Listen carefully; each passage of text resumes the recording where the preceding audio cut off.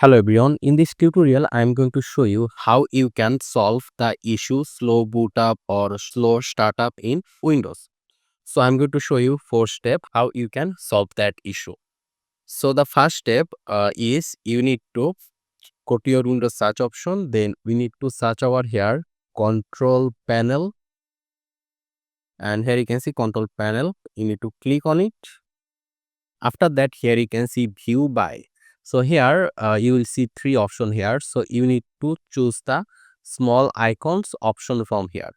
So click on small icons. Then on the left side or over here, you will see power option here. So you need to click on power option. Then you need to choose this option, choose or the power button does. Just click here, and then you need to click over here change setting that are currently unavailable. So you need to click on it. Then you will see some option over here. Here you can see turn on fast startup. So you need to check this. You need to make sure it is checked. Then click here save changes, and it will be done. So right now you can close this. After that, you need to go to the Windows search option, then search over here setting. Here you can see setting, click on it. Then click on apps. Then here you can see startup. You need to click on startup, and here if there is any app that is turned on, you need to turn those off. You need to make sure you have turned all those off. And once you turn all those off, you can just close this.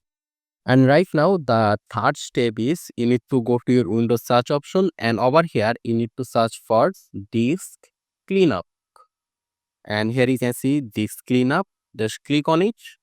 Then from here, you need to choose your C drive. Then click on OK.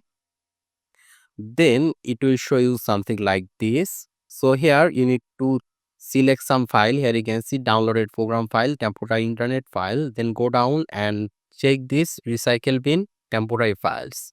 Okay. Then click here clean up system files.